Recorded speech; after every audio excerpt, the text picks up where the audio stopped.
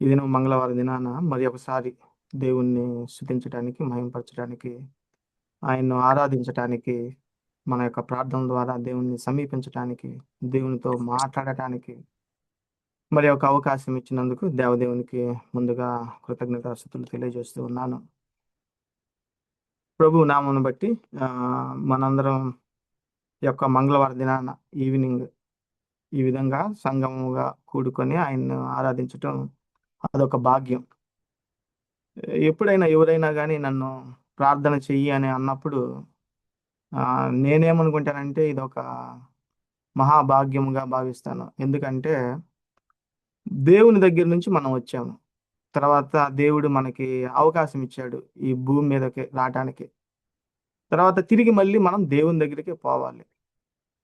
కాబట్టి ఆ యొక్క ప్రార్థన అనేది మనం దేవునితోటి మనం మాట్లాడే మాటలు కాకుండా ఆయనతో మనకున్నటువంటి సాన్నిహిత్యం, ఆయనతోటి మనకున్నటువంటి విశ్వాసము, ట్రస్ట్, ఇంటిమసీ, రిలేషన్‌షిప్ అది దేవుని కోరుకుంటా ఉంటుంది. సో, ఎవరినన్నా ప్రార్థన చేయమని అడిగితే అది ఒక మహాభాగ్యంగా భావించి భూమి మీద ఉండగా మరి ఒకసారి ఒక ఆపర్చునిటీగా భావించి మనం దేవుని కొరకు ప్రార్థన చేయాలి. సో, ఆ తలంపు కలిగి ఉండాలి. కొంతమంది బ్రదర్ అయితే ఎక్కువ సేపు ప్రార్థన చేస్తాడని, లేకపోతే కొంతమంది లాంగెస్ట్ ప్రేయర్స్ చేస్తారని కొంచెం విసుగ్గా ఉంటారు. కానీ అలా ఉండకుండా ఇతరులు ప్రార్థించేటప్పుడు ఆ ప్రార్థన ఏందో మనం వినాలి. ఆ ప్రార్థనలో వచ్చే ఆహ్, వచ్చే మాటలు మనం విని వాటిల్ని దేవుని ద్వారా దేవుని నామమున కమిట్ చేయాలి. ఆమెన్ అంటే మనం కలుగుగాక అంటున్నాం కదా! సో, ఆమెన్ అన్నప్పుడు మనం అందరము ఆహ్, అది కమిట్ అయ్యేటట్టు ప్రార్థన చేస్తామనమాట. సో, ఆ కమిట్ చేసేటప్పుడు మనం అతను ఏం ప్రార్థన చేస్తున్నాడనేది వినాలి స్పష్టంగా. విని దాన్ని బట్టి మనం ఆ యొక్క ప్రార్థనను కమిట్ చేయాలి. సో, ఆమెన్ అని అనాలనమాట. సో, ఈరోజు వాక్యాంశముగా ప్రభు ప్రేరేపణను బట్టి నాకు దేవుని యొక్క సర్వాధికారం గురించి చెప్పాలని ఇష్టపడుతున్నాను. ఆ! దానికి మూల వాక్యముగా రోమీయులకు రాసిన పత్రిక 9వ అధ్యాయము 5వ వచనము తీసుకున్నాను. 9వ అధ్యాయము 5వ వచనము. నేను ఆల్రెడీ బైబిల్ తీశాను. అది చదువుతాను. రోమీయులకు రాసిన పత్రిక 9వ అధ్యాయము 5వ వచనము. రోమన్స్ చాప్టర్ 9 వర్స్ 5 సెకండ్ స్టేట్మెంట్‌ని చదువుతున్నాను. ఈయన సర్వాధికారి అయిన దేవుడయ్యుండి నిరంతరము స్తోత్రార్హుడై ఉన్నాడు. ఆమేన్. భక్తుడైన ఆహ్, వైద్యుడైనటువంటి లూకా గారు రాసినటువంటి పాలు రాసినటువంటి రోమీయులకు రాసిన పత్రికలో పాలు రాసినటువంటి రోమీయులకు రాసిన పత్రికలో ఆయన అంటూ ఉన్నాడు. ఈయన సర్వాధికారి అయిన దేవుడై ఉండి నిరంతరము స్తోత్రార్హుడై ఉన్నాడు. ఆమేన్. సర్వాధికారి అయిన దేవుడై ఉండి. సో, దేవుని యొక్క సర్వాధికారము ఏందో ఈరోజు అది ఏ విధంగా లూకా వైద్యుడైనటువంటి లూకా గ్రంథస్థంగా మన కొరకు దేవుని ద్వారా మన కొరకు రాసినటువంటి 8వ అధ్యాయంలో జరిగినటువంటి సంఘటనల గురించి మనం తెలుసుకుందాము. ఆ యొక్క గ్రంథంలో, ఆ యొక్క అధ్యాయంలో విజ్ఞాపన ప్రార్థన, వినయపూర్వకమైన ప్రార్థన, పట్టుదలతో చేసినటువంటి ప్రార్థన, ఆసక్తితో చేసినటువంటి ప్రార్థన, మనం వాటి గురించి ధ్యానం చేద్దాము. మొట్టమొదటిగా ప్రార్థన ద్వారా మనం ఈ యొక్క వాక్య ధ్యానాంశంలోనికి వెళ్దాము. చిన్న ప్రార్థన చేసుకుందాము. ప్రేమగల మా ప్రియ పరలోకపు తండ్రి, స్తోత్రం నాయన. గొప్ప దేవా, మాకు తండ్రివి అయ్యా, మా పరలోకపు తండ్రివి. మీరు జీవము గల దేవుడవు, సర్వోన్నతుడైన దేవుడవు, సర్వశక్తి గల దేవుడవు, సర్వాధికారము కలిగిన దేవుడవు, సర్వోన్నతుడైన దేవుడవు, సర్వ సైన్యములకు అధిపతి అయిన మా పరలోకపు తండ్రివి. యేసయ్యా స్తోత్రం నాయన. ప్రభా, మమ్మలను ఇక్కడ చేర్చి మీ మాటలు మరొకసారి ధ్యానించటానికి మీ యొక్క పాదముల చెంతకు విజ్ఞాపన పూర్వకంగా పట్టుదలతోటి, ఆసక్తితోటి నాయనా తండ్రి ప్రభువా, వినతి పూర్వకముగా నాయనా భారముతో మీ వద్దకు రాగలిగే హృదయాన్ని, శక్తిని మాకు అందించినందుకు మీకు వేలాది స్తోత్రములు ప్రభువా. ధ్యానించుచున్న వాక్యము నాయనా మీరే మాతోటి బోధించండి. మీరు గొప్ప బోధకులు తండ్రి. మీ యొక్క గొప్ప బోధను నాయన మేము వినాలని, మా యొక్క జీవితాలకు అది అన్వయించుకొని నాయన ఆ యొక్క దానికి వాక్యానుగుణంగా జీవించాలని, మీలో జీవించాలని మేము ఇష్టపడి నాయన మీ యొక్క సన్నిధిలోనికి వచ్చి ఉన్నాము ఒక సంఘముగా. సహాయం చేయండి, మాకే విశదీకరించండి. పరిశుద్ధాత్మ దేవా, మీరు మాలోనికి వచ్చి మా పాపములను శుద్ధీకరించి నాయన వినగలిగే చెవులను, నాయన స్తోత్రించే హృదయాన్ని నాయనా తండ్రి మాకు అందించండి. ప్రవ్వా, కృపకు చూపించండి. కృపగల దేవుడువు, సహాయం చేయండి తండ్రి. ఎవరైతే ఈ వాక్యమును నాయన ఇక్కడ ఆన్లైన్లో అటెండ్ అవ్వకుండా నాయన లైవ్లో అటెండ్ అవ్వకుండా ఆన్లైన్లో అటెండ్ అవుతున్నారు, వారి గురించి కూడా ప్రార్థిస్తున్నాము. వారితోటి మాట్లాడండి నాయన. మేము మీ వారము తండ్రి, మీ ప్రజలము తండ్రి నాయన. ఎల్లప్పుడూ మీతోటి ఉండాలని మేము ఇష్టపడుచు ఉన్నాము. సదాకాలం మీతోటి ఉండాలని ఇష్టపడుతున్నాము నాయన. సహాయం చేయండి. మా హృదయాలను విప్పి మీ యొక్క మీ యొక్క మీ యొక్క పాత్రలుగా, మీకు ఉపయోగపడే పాత్రలుగా, ఘటములుగా మేము ఉండలాగిన సహాయం చేయండి. ఈ యొక్క వాక్యమును మళ్ళీ నూరంతలుగా వర్ధిల్లింప చేయండి. యేసునామమున అడుగుచున్నాం మా ప్రియ పరలోకపు తండ్రి, ఆమేన్. ఈ యొక్క లూకాసు వార్త 8వ అధ్యాయంలో మొదటి సంఘటన 1 నుంచి 3 దాకా చూద్దాము. లూకాసు వార్త 8వ అధ్యాయము మొదటి వచనం నుంచి 3. వెంటనే ఆయన దేవుని సువార్తను తెలుపుచు ప్రకటించుచు ప్రతి పట్టణంలోను ప్రతి గ్రామంలోను సంచారం చేయుచుండగా 12 మంది శిష్యులను, అపవిత్రాత్మలను, వ్యాధులను పోగొట్టబడిన కొందరు స్త్రీలను, అనగా 7 దెయ్యములు వదిలిపోయిన మగ్దలేనే అనబడిన మరియయు, హేరోదు యొక్క గృహ నిర్వాహకుడకు కూజా భార్యయగు యోహన్నయు, సూజన్నయు ఆయనతో కూడా ఉండిరి. వీరును ఇతరులు అనేకులను తమకు కలిగిన ఆస్తితో వారికి ఉపచారము చేయుచు వచ్చిరి. ఇక్కడ కనుక చూస్తే ఇక్కడ ఉన్నటువంటి ఆడియన్స్, ఎస్పెషల్గా నాకు ఆడియన్స్ మీద అటెన్షన్ కలిగింది ఎక్కువగా. సో వారు ఏం చేస్తున్నారు? ఎవరెవరు ఆడియన్స్ ఉన్నారు? ఫస్ట్ మొదట వారు దేవుని సువార్తను తెలుపుచు ప్రకటించుచు ప్రతి పట్టణంలోను ప్రతి గ్రామంలోను సంచారం చేస్తున్నారంట. తర్వాత ఆ సంచారంలో ఎవరెవరు ఉన్నారు? 12 మంది శిష్యులు ఉన్నారు. అపవిత్రాత్మలను, వ్యాధులను పోగొట్టబడిన కొందరు స్త్రీలను ఉన్నారు. ఇక్కడ స్త్రీలను ఉన్నారు అని చదివినప్పుడు నాకు మరి ఒక ఆలోచన కూడా కలిగింది. సో చాలా మంది ఆ యొక్క దినాల్లో జూయిష్ ఫస్ట్ సెంచరీ టైంలో, యేసుక్రీస్తు ఉన్న టైంలో స్త్రీలకు ఎక్కువ ప్రాముఖ్యత ఉండేది కాదు. వారు సెకండ్ క్లాస్ సిటిజన్స్గా ఉంటూ ఉన్నారు. కానీ ఎప్పుడైతే యేసుక్రీస్తు ప్రభువులు వారు బోధలు విన్నారో, వారిలో ఒక గొప్ప రక్షణ కలిగింది. వారు కూడా యేసుక్రీస్తుతో పాటు 12 మంది శిష్యులతో పాటు వారు తిరుగుతూ ఉన్నారంట దేవుని దగ్గరే. ఎంత గొప్ప ఇది కదా. సో దేవుని దృష్టిలో మగవారైనా ఆడవారైనా సమానమే ఇద్దరు. సో వారికి ఉంచిన వారి స్థితిని బట్టి, వారి శక్తి సామర్థ్యాలను బట్టి ఆయా కార్యక్రమాలు మనం చెయ్యాలి. అది మగవారైనా ఆడవారైనా దేవునితోటి సాన్నిహిత్యంగా ఉండాలి. దేవుని క్రియలను మనం చేస్తూ ఉండాలి. అది నేను గమనించింది ఈ యొక్క 1వ వచనంలో. తర్వాత 12 మంది శిష్యులను, అపవిత్రాత్మలను, వ్యాధులను పోగొట్టబడిన కొందరు స్త్రీలను, అనగా 7 దెయ్యములు వదిలిపోయిన మగ్దలేనే అనబడిన మరియయు, హేరోదు యొక్క గృహ నిర్వాహకుడకు కూజా భార్యకు యోహన్న. చూసారు ఇక్కడ, హేరోదు యొక్క గృహ నిర్వాహకుడకు కూజా యొక్క భార్య అంట. సో వాళ్ళంతా ఎలిట్ గ్రూప్ కదా. హేరోదు దగ్గర పనిచేసే ఆ యొక్క మేనేజరు భార్య అంటే మంచి ఉన్నత స్థితిలో ఉన్న వారు. సో ఈ యొక్క సమూహాన్ని చూస్తే వారి శిష్యులు, దెయ్యాలు వెళ్ళగొట్టబడిన స్త్రీలు, తర్వాత రిచ్ పీపుల్, హేరోదు దగ్గర పనిచేసే వారి యొక్క భార్య, తర్వాత సూజన్న, వీరిని ఇతరులు అనేకులను ఉన్నారంట. వారితో పాటు వాళ్ళు తమకు కలిగిన ఆస్తితో వారికి ఉపచారం చేయించు వచ్చారు. వారికి కలిగిన ఆస్తితో ఒకరికొకరు ఉపచారం చేయించు వచ్చారంట కదా. ఎంత మంచి మాట కదా. వాళ్ళు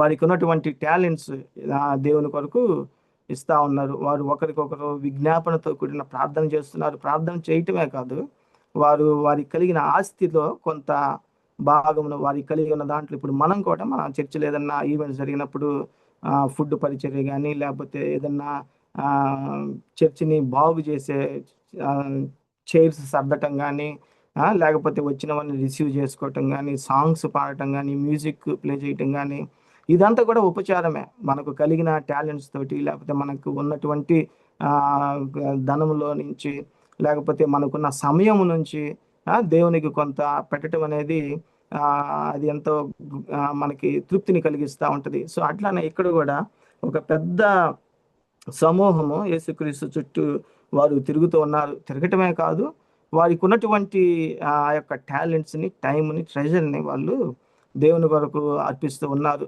సో ఇక్కడ గనక నేను చూస్తే ఇదంతా ఒక వినతి పూర్వకంగా దేవునికి ప్రార్థన చేస్తూ ఉన్నారని అనిపిస్తా ఉంది.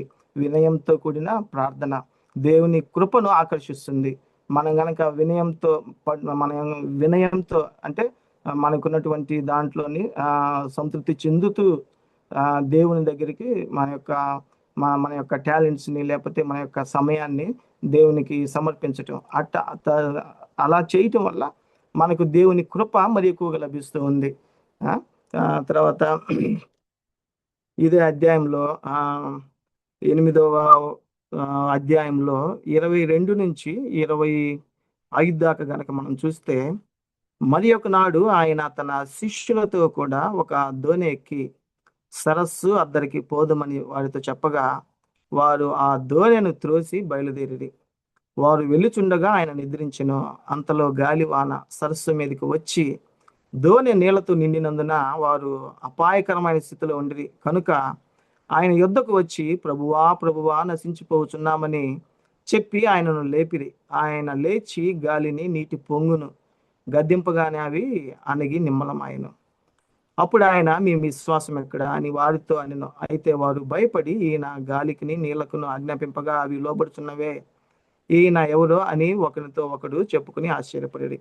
ఇక్కడ కనుక మనం చూస్తే శిష్యులు వాళ్ళు ఆ యొక్క ప్రదేశం నుంచి మరి ఒక ప్రదేశానికి సరస్సులో పోతున్నారంట చిన్న దోణి ఎక్కి.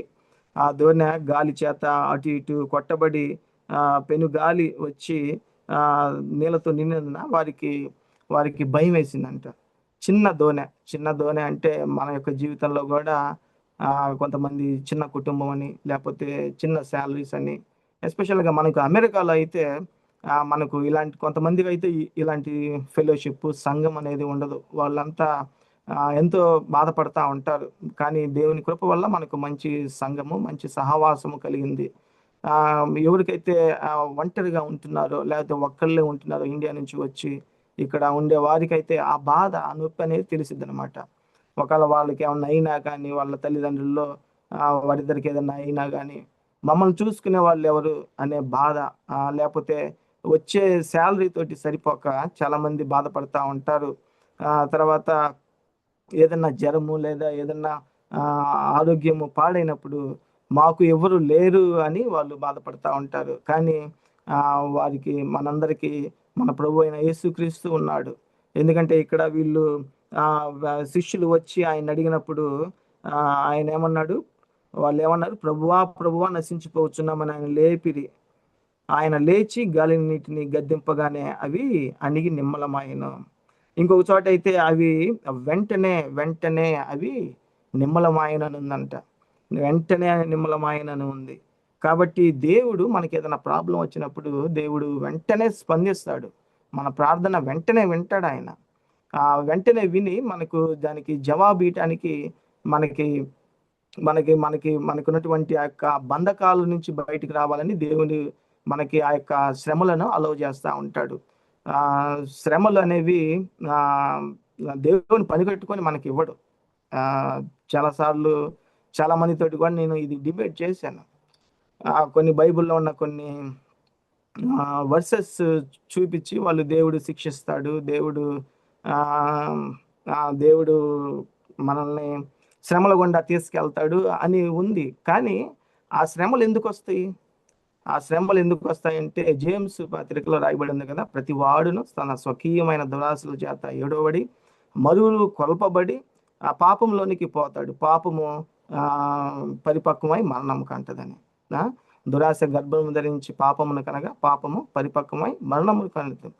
కాబట్టి దేవుడు మనల్ని పనిగట్టుకొని మనల్ని శోధనలో పడేయుడు. మన యొక్క దురాశ, మనకున్నటువంటి ఆ యొక్క అత్యాశ, పేరాశ, నాదే నాకే అంతా కావాలి, నేనే అంతా చూసుకోవాలి, నాదే నాదే అన్న గర్వము, ఆ గర్వంలోంచి పాపం పుట్టి మనం ప్రాబ్లమ్స్లోకి వెళ్తున్నాం. అంతేకాని ఆ ఈ 4 సువార్తలు చదివినప్పుడు దేవుడు ఎప్పుడు పని కట్టుకొని ఎవరిని ఆ యొక్క పనిలో అది ఆ యొక్క శోధనలోకి నెట్టలేదు ఎప్పుడు. ఆ తర్వాత సామెతలు చదివిన వారికి అర్థమైద్ది. సామెతల గ్రంథంలో దేవుడు క్లియర్గా డిఫైన్ చేశాడు. మీరు ఇది చేస్తే ఇది అయ్యిద్ది, మీరు ఇది చేయకపోతే మీకు ఇలా మేలు జరిగిద్ది అని. సామెతల గ్రంథం, ప్రసంగి గ్రంథం బాగా చదివితే మనకు అక్కడ అర్థమైద్ది. దేవుడు ఒకసారి యేసుక్రీస్తు కూడా చెప్పాడు కదా, జడ్జి నాట్, నేను జడ్జి అయితే చేయను. ఎందుకంటే ఆల్రెడీ జడ్జిమెంట్ అయిపోయిందంట. సో దేవుడు ఈ ప్రకృతిలో కొన్ని ప్రిన్సిపల్స్ పెట్టాడు. మీరు ఈ చేస్తే ఆటోమేటిక్గా ఇవి జరుగుతాయి. మీరు ఒకరితో మంచిగా ఉంటే మీ నోరు మంచిదైతే మీ చుట్టూ ఉన్నదంతా మంచిదైద్ది. మీరు మీ సహోదరులను, మీ తోడబుట్టిన బాగా చూసుకుంటే ఇదైద్ది. మీ తల్లిదండ్రులను బాగా చూసుకుంటే మీకు ఇది లాభకరంగా ఉంటుంది. మీరు ఈ అబద్ధాలు ఆడితే, లేకపోతే మీరు పరాయి వాళ్ళది ఆశిస్తే మీకు ఇది జరిగిద్ది అనే ప్రిన్సిపల్స్ ఆల్రెడీ డిఫైన్ చేసి పెట్టాడు దేవుడు.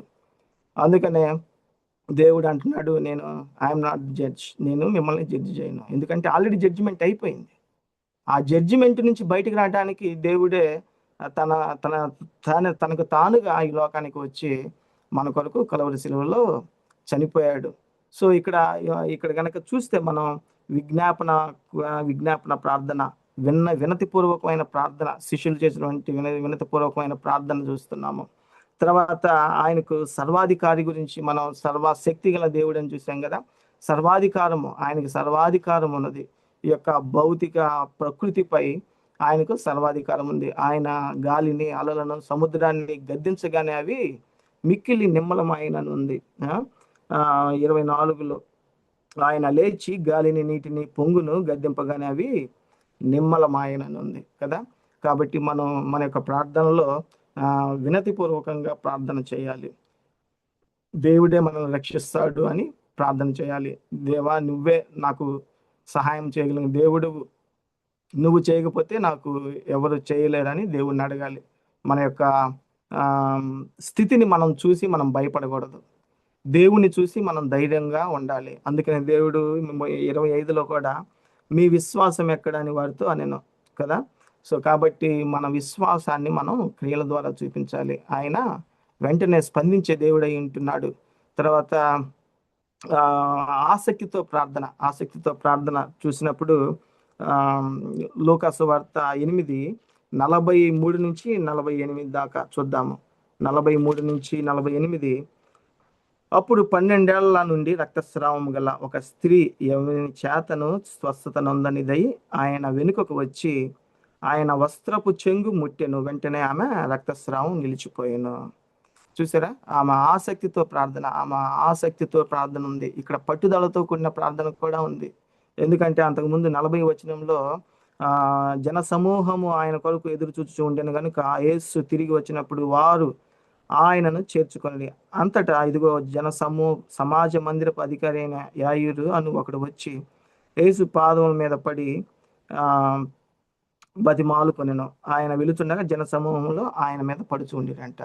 సో అక్కడ ఎంతో మంది జన సమూహాలు ఉన్నారు. ఆమె తను 12 ఏళ్ల నుంచి రక్తస్రావంతో బాధపడుతూ ఉంది. కానీ అంత మందిలో కూడా తోసుకొని ఒక స్త్రీ బయటకు వచ్చి ఆ టైంలో సెకండ్ క్లాస్ సిటిజన్గా ఉన్నటువంటి స్త్రీలు వారు అన్నిటినీ తోసుకొని వచ్చి ఆయన గురించి విన్నది, యేసుక్రీస్తు ప్రభువు వారి గురించి విన్నది. ఈయనే నన్ను స్వస్థతపరచగలడని అనుకున్నది. ఆమె బహుశా అనేకమైన వైద్యులను సంప్రదించి ఉండొచ్చు, అక్కడ లోకల్గా ఉన్నటువంటి వైద్యులను. కానీ ఎవ్వరు ఆమెకు సహాయం చేయలేదు. కానీ ఆమె విన్నది యేసుక్రీస్తు గురించి. ఈయన దగ్గరికి వెళ్తే నాకు ఖచ్చితంగా స్వస్థత కలిగిద్ది. ఈయన దగ్గర అయితే ఆయనకి వెళ్ళి ఆయన కనీసం ఆయన నీడను తాకినా నాకు బాగుపడిద్ది, ఆయన వస్త్రపు చెంగును ముట్టినా కానీ నాకు బాగుపడిద్ది అని ఆ యొక్క స్త్రీ బహుగా ఆసక్తితోటి దేవుని దగ్గరికి వచ్చి ఆయన వస్త్రపు చెంగును ముట్టిందంట. ఆయన వస్త్రపు చెంగును. సో అప్పుడు ఏమంటేనే ఆమె స్వస్థత పడింది. సో ఇక్కడ వ్యక్తిగత విశ్వాసంపై అధికారం ఉంది. సో మన యొక్క వ్యక్తిగత విశ్వాసంపై కూడా దేవునికి అధికారం ఉంది. ఆయన సర్వశక్తి గల దేవుడు అని మనం చూసి ఉన్నాము. ఆ, సర్వ భౌతిక ప్రకృతి మీద, భౌతికమైనటువంటి వాటి మీద ఆయనకు అధికారం ఉన్నది. సో ఇక్కడ ఆయనకు మన యొక్క ఆరోగ్యం మీద అధికారం ఉన్నది. ఆయన మన యొక్క వ్యక్తిగత విశ్వాసం పైన ఆయనకు అధికారం ఉంది. ఆయన మన యొక్క హృదయాన్ని గౌరవిస్తాడు.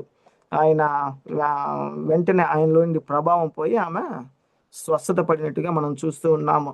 సో ఇక్కడ ఇంకొకటి భారంతో కూడిన ప్రార్థనలో ఆయన జైరస్ గురించి మనం చూద్దాము. మొదటి వచనంలో మనం వినతిపూర్వకంగా ప్రార్థన లేదా విజ్ఞాపన పూర్వకంగా ప్రార్థన చూసి ఉన్నాము. తర్వాత రెండోది ఆసక్తితో ప్రార్థన. ఆమె రక్తస్రావం కలిగిన స్త్రీ ఆసక్తితో ప్రార్థన చేసినట్టుగా మనం చూస్తూ ఉన్నాము. తర్వాత దేవుని యొక్క అధికారం కూడా మనం చూస్తూ ఉన్నాము. ఆయన సర్వశక్తి అధికారము, ఆయన భౌతిక అధికారం చూస్తూ ఉన్నాము. ఇప్పుడు మనం రెండవదిగా ఆయన ఆయన యొక్క అధికారము, ఆయన యొక్క అధికారము, మరణం మీద ఆయనకున్నటువంటి అధికారం మనం చూద్దాము.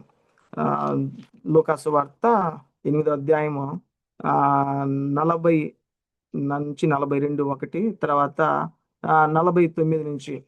సో జన సమూహం ఆయన కొరకు ఎదురు చూచుచుండెను కనుక యేసు తిరిగి వచ్చినప్పుడు వారు ఆయనను చేర్చుకొని అంతట్లో ఇదిగో సమాజ మందిరపు అధికారి అయిన యాయిరు అని ఒకడు వచ్చి యేసు పాదముల మీద పడి ఇంచుమించు 12 ఏళ్ల ఈడుగల తన ఒక్కతే కుమార్తె చావ సిద్ధముగా ఉన్నది కనుక తన ఇంటికి రమ్మని ఆయనను బతిమాలుకొనెను.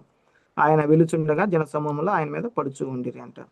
తర్వాత ఆ యాయిరు తన కుమార్తె 12 ఏళ్ల ప్రాయం కలిగిన పాప, ఆ పాప మరణావస్థలో ఉండగా, చావు సిద్ధముగా ఉండగా ఆయన సమాజ మందిరపు అధికారి యాయిరు యేసుక్రీస్తు దగ్గరికి వచ్చి ఆయన్ని పట్టుదలతోటి భారంతో ఆయన్ని అడుగుతూ ఉన్నాడు. ఒక్కసారి నీ ఆజ్ఞ ఇస్తే చాలు అని ఆయన దగ్గరికి రమ్మని, తన ఇంటికి గృహ దర్శనానికి రమ్మని యాయిరు జైరస్ అడుగుతూ ఉన్నాడు.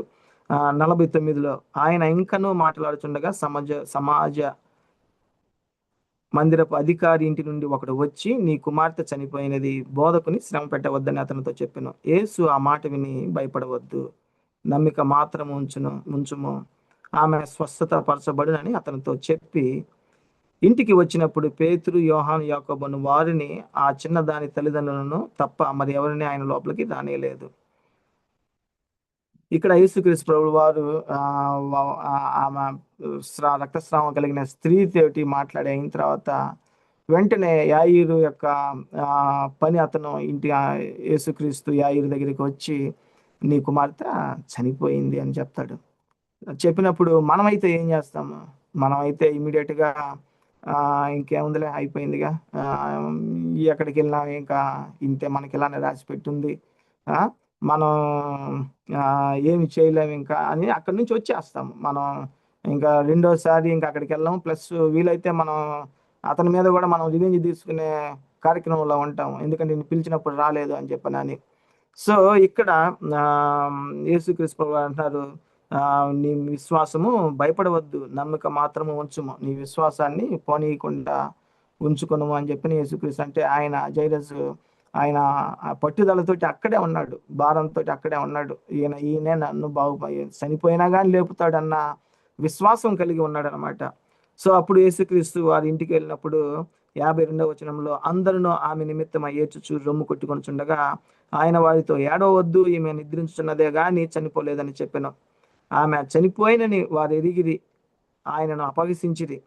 అయితే ఆయన ఆమె చేయి పట్టుకొని చిన్నదాన లెమ్మని చెప్పగా ఆమె ప్రాణము తిరిగి వచ్చును కనుక వెంటనే ఆమె లేచును. అప్పుడు ఆయన ఆమెకు భోజనం పెట్టుడని ఆజ్ఞాపించును. ఆమె తల్లిదండ్రులు విస్మయం నందిరి. అంతటా ఆయన జరిగినది ఎవరితోనూ చెప్పవద్దని వారికి ఆజ్ఞాపించును. ఇక్కడ కనుక మనం చూస్తే దేవునికి, సర్వశక్తి గల దేవునికి, ఆయనకి మరణం మీద అధికారం ఉన్నది. మరణం మీద ఆయనకు అధికారం ఉన్నది. ఆయన సర్వోన్నతిని దేవుని కుమారుడు. ఆయన చిన్నదాన లెమ్ము అని అన్నప్పుడు ఆ యొక్క మరణం సైతం ఆయన మాటకు విన్నది. మరణం సైతం ఆయన మాట విని ఆ చిన్న పాప తనలోనికి జీవం వచ్చి ఆ పాప లెగిసి కూర్చుందన్నమాట. సో ఇక్కడ గనక మనం చూస్తే మనకి రెండు విషయాలు, ఒకటి పట్టుదలతో ప్రార్థన చేయాలి, తర్వాత భారంతో ఆయన ప్రార్థన చేయాలి. భారం అంటే విరిగి నలిగిన హృదయము, ఆయనకి ఇష్టమైన ఇది విరిగి నలిగిన హృదయము. సో దేవుని దగ్గరికి మనకు వచ్చేటప్పుడు మనం భారంతో ఆయన మన ప్రార్థన విని మనకి జవాబిస్తాడన్న పట్టుదల ఉండాలి. తర్వాత విరిగి నలిగిన హృదయం భారం కలిగి ఈయనే మనకు సహాయం చేయగలడని దేవుని దగ్గరికి మనం రావాలన్నమాట. సో ఆయన మొదటగా మనం చూసాము, వినతి పూర్వకంగా విజ్ఞాపన పూర్వకంగా ఒకరికొకరు ప్రార్థన చేయాలి. తర్వాత ఆసక్తి కలిగి ప్రార్థన చేయాలి. యొక్క తర్వాత భారంతో కూడిన ప్రార్థన చేయాలి. తర్వాత పట్టుదలతో ప్రార్థన చేయాలి. తర్వాత ఆ యొక్క దేవునికి ఉన్నటువంటి అధికారాలు మనం చూసాం కదా. ఒకటి, దేవునికి భౌతికమైన ప్రకృతి మీద అధికారం ఉన్నది. తర్వాత వ్యక్తిగత విశ్వాసం పైన ఆ వ్యక్తుల పైన అధికారం ఉన్నది. తర్వాత మరణము రోగముపై ఆయనకు అధికారం ఉన్నది. తర్వాత చివరిసారిగా ఆయన గెన్నెసరతు అనే గ్రామంలోకి వెళ్ళినప్పుడు 34 నుంచి 39 దాకా చూస్తే 26 నుంచి 39 దాకా చూద్దాము. వారు గలిలయకు ఎదురుగా ఉండు గెరాసీనీయుల దేశమునకు వచ్చిరి. ఆయన ఒడ్డున దిగినప్పుడు ఆ ఊరి వాడొకడు ఆయన ఎదురుగా వచ్చెను. వాడు దెయ్యములు పట్టిన వాడై బహుకాలము నుండి బట్టలు కట్టుకొనక సమాధుల్లో నుండి ఇంటిలో నుండి ఉండువాడు. వాడు యేసును చూచి కేకలు వేసి ఆయన ఎదుట సాగిలపడి, యేసు, సర్వోన్నతుడైన దేవుని కుమారుడా, నాతో నీకు ఏమి పని? నాతో నీకేమి? నన్ను బాధపరచుకుమని నిన్ను వేడుకొంచున్నానని కేకలు వేసి చెప్పాను. సో ఇక్కడ మనగా చూస్తే దెయ్యాలు సైతము దేవుని చూసి వణుకుతూ ఉన్నవి. ఇక్కడ ఏమంటున్నాయి? యేసు సర్వోన్నతుడైన దేవుని కుమారుడా, సర్వోన్నతుడైన దేవుని కుమారుడు. ఇంగ్లీష్లో what have you when he saw Jesus, he cried out and fell down before him and said with him with a loud voice, what have you done to do with me, Jesus, Son of the Most High God? I beg you, do not torment me. So ఆ దెయ్యాలు సైతము, ఆ యొక్క అపవిత్ర ఆత్మలు సైతము ఆయన యేసుక్రీస్తుని సర్వోన్నతుడైన దేవుని కుమారుడు అని అవి పిలుస్తా ఉన్నాయన్నమాట. తర్వాత యేసు 30-31 ఏముంది? యేసు నీ పేరేమని వాని అడుగగా చాలా దెయ్యములు వానిలో చొచ్చుండెను గనుక వాడు తన పేరు సేన అని చెప్పి పాతాళంలోనికి పోవుటకు తమకు ఆజ్ఞాపింపవద్దని ఆయన్ని వేడుకున్నాయంట, పాతాళంలోనికి మమ్మల్ని పంపవద్దు అని. అక్కడ విస్తారమైన పందుల మంద కొండ మీద మేయుచుండెను గనుక వాటిలో చొచ్చుటకు తమకు సెలవు ఇమ్మని ఆయన వేడుకొనగా ఆయన సెలవిచ్చెను. చూసారా, దెయ్యాల ప్రార్థన కూడా దేవుడు వింటా ఉన్నాడు. మనం ప్రార్థన చేయకుండా మనం సోమర్తనంగా ఉంటూ ఉంటాము. ఒకప్పుడు ప్రార్థనలో ఏడుపు వచ్చేది కొంతమందికి, కానీ వారు తర్వాత దేవుడి ఆశీర్వదించగానే వారికి ప్రార్థన చేయటమే మర్చిపోతారనమాట. కొంతమంది రోగం నుంచి బాగు చేయమని ప్రార్థన చేస్తూ ఉంటారు. ఆ రోగం నుంచి ప్రార్థన చేయగానే వాళ్ళు ఆ యొక్క ప్రార్థనను అంగీకరించి దేవుడు జవాబు ఇచ్చిన తర్వాత వారు ఇంకా ప్రార్థన చేయటమే మానేస్తారనమాట. సో కానీ అట్లా మనం ఉండకూడదు. మనం ఏమడిగామో తర్వాత దేవుడు మన ప్రార్థనలు ఆలకించి మనకి ఏమేమి ఇచ్చాడు అవన్నీ ఒక లిస్టుగా రాసుకొని పెట్టుకోవాలి. పెట్టుకొని దేవునికి ఎల్లప్పుడూ ఆ ప్రార్థన దేవుని అంగీకరించినందుకు దేవునికి ఎల్లప్పుడూ కృతజ్ఞతాస్తుతులు చెల్లిస్తూ ఉండాలి. సో ఇక్కడ కనుక మనం చూస్తే ఆ యొక్క దెయ్యం పట్టిన వ్యక్తి, ఆయనలో పెద్ద సేన అని ఉంది. 7 దెయ్యములు అంటే సంపూర్ణంగా దెయ్యం పట్టిన వ్యక్తి అన్నమాట. ఆ వ్యక్తి దేవుణ్ణి చెప్తా ఉన్నారు, అతనికి సంఖ్యలు ఉన్నాయి, అతనికి కట్టివేయబడి ఉన్నట్టు ఇక్కడ రాయబడి ఉన్నది 27వ వచనంలో. సమాధుల్లో ఉండి ఆ చిల్ల పెంకులు తీసుకొని గీక్కుంటా తనని తాను బాధపరుచుకునే వ్యక్తిగా ఉంటూ ఉన్నాడు. అటువంటి వ్యక్తి దేవుడు అతని కొరకే అక్కడికి వెళ్ళాడు అనమాట. దేవునికి తెలుసు ఎవరికి బాధ ఉంటుందో, ఎవరికి వ్యక్తిగత సమస్యలు ఉంటాయో, ఎవరికి గాయం పడి ఉంటారో ఆయనకు తెలుసు అనమాట. ఆయన తండ్రి అయిన దేవుడు, ఆయన వచ్చి ఆయనకు సర్వం తెలిసిన దేవుడు, సర్వంతర్యామి. సో ఆయన ఎతుక్కుంటా వచ్చాడు, నశించిపోయిన ఆ బిడ్డను కనుక్కొని ఎతుక్కొని అక్కడికి వచ్చాడు. యూదులు యూజువల్గా ఆ యొక్క సమరయుల దగ్గరికి కానీ లేకపోతే ఆ చుట్టుపక్కల ఉన్న అన్య దేశముల ఎందుకు వాళ్ళు వెళ్ళరనమాట. సో కానీ యేసుక్రీస్తు ప్రత్యేకంగా ఆ యొక్క బిడ్డ కొరకు ఎతుక్కుంటా తప్పిపోయిన ఆ యొక్క 99 గొర్రెల కంటే తప్పిపోయిన ఆ ఒక్క గొర్రె కోసం దేవుడు వెళ్తానని మనకు ఉపమాన రీతిగా చెప్పాడు కదా.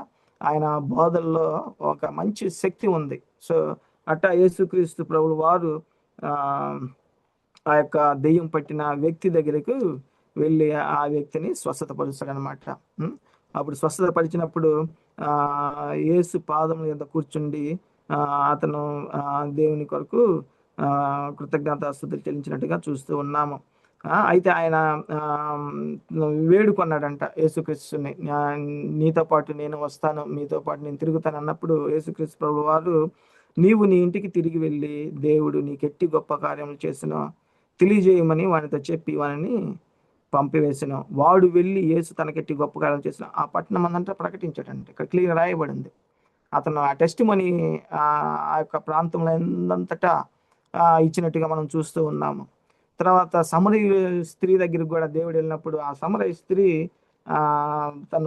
తనకు ఎన్కౌంటర్ అయినటువంటి విషయాలు అక్కడున్న ఊరి పెద్దలతో చెప్పినప్పుడు వాళ్ళు మొదట ఏదో పై నమ్మారు, కానీ యేసుక్రీస్తులు వారే 2 రోజులు అక్కడ ఉన్నట్టుగా మనం చూస్తూ ఉన్నాము. అక్కడే ఉండి వాళ్ళకి డైరెక్ట్గా ఆ యొక్క సంగతులు, ఆ యొక్క బోధలు, మునిపెన్నడు వినటువంటి గొప్ప సంగతులను వారికి చెప్పి వారిని వారిని దేవుని బిడ్డలుగా ఆయన చేసుకున్నట్టుగా మనం చూస్తూ ఉన్నాం.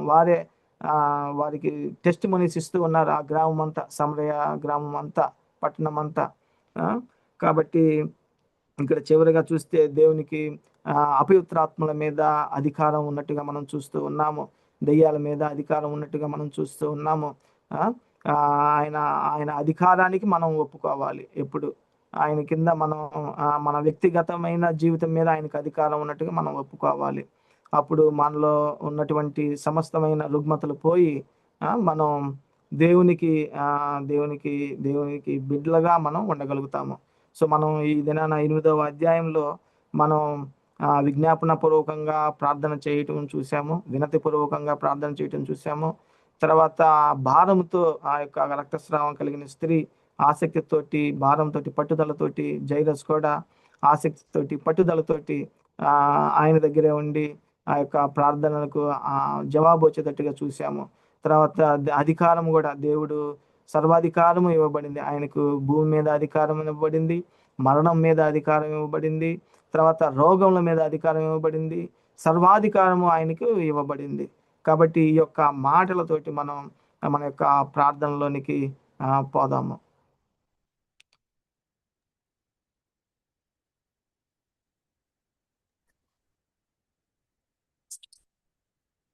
In the light of the word we have received, let us spend some time in prayer.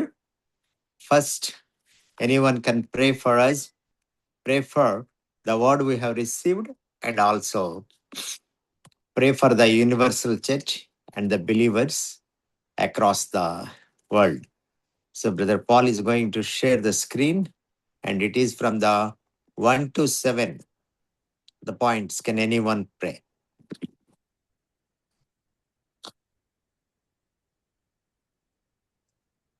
Dear loving Heavenly Father, thank you, Lord, for this time that you have given to us to come before the throne of grace as a family, oh God, and thank you for the time that you have given to us, oh God. Then thank you, oh God, for the word that you have brought before us, oh God, that you are the most holy God, most powerful God, that nobody could be compared with you, oh God, um, oh God, that when you were here in the earthly ministry also, that the power that you had, oh God, that you had shown in different ways.